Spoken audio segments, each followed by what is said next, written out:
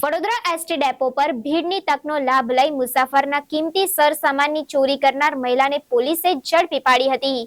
ગત 16 તારીખે સયાજીગંજ એસટી ડેપોમાં ભીડનો લાભ લઈને એક મુસાફરના દાગીનાની ચોરી થઈ હોવાનો કિસ્સો સયાજીગંજ પોલીસ સ્ટેશને નોંધાયો હતો, જ્યાં મહિલાના પર્સની અંદર મૂકેલા નાના પાકીટની ચોરી થઈ હતી, જેમાં સોનાના દાગીના અને રોકડ રકમ મૂકેલી હતી. પોલીસે ભોગ બનેલા મહિલા મુસાફરની ફરિયાદના આધારે સીસીટીવી તપાસ્યા હતા, જેમાં એક મુસાફરને સ્વાંગમાં ફરતી મહિલાની હિલચાલ શંકાસ્પદ જણાઈ હતી. સીસીટીવી મારફતે શંકાસ્પદ મહિલાની મૂવમેન્ટ તપાસતા તે બસ સ્ટેન્ડની બહાર આવીને રિક્ષામાં બેસીને પંડ્યા બ્રિજ તરફ જતી હોવાના સીસીટીવી સામે આવતા પોલીસે રિક્ષાના તમામ રૂટના સીસીટીવી તપાસ્યા હતા, જ્યાં આ મહિલા ખોડિયારનગર વિસ્તારમાં મહાકાળી વુડાના મકાનમાં ઉતરી હોવાનું સામે આવ્યું હતું. પોલીસે રિક્ષા ચાલક પાસેથી માહિતી મેળવીને લીલાબેન ઉર્ફે માદી સુકિયા દેવધાની ઓળખ કરીને હ્યુમન સોર્સના આધારે દાહોદના ગરબાડા તાલુકાથી મહિલાની અટકાયત કરી પૂછપરછ હાથ ધરી હતી. પોલીસે યુક્તિપૂર્વક પૂછપરછ કરતા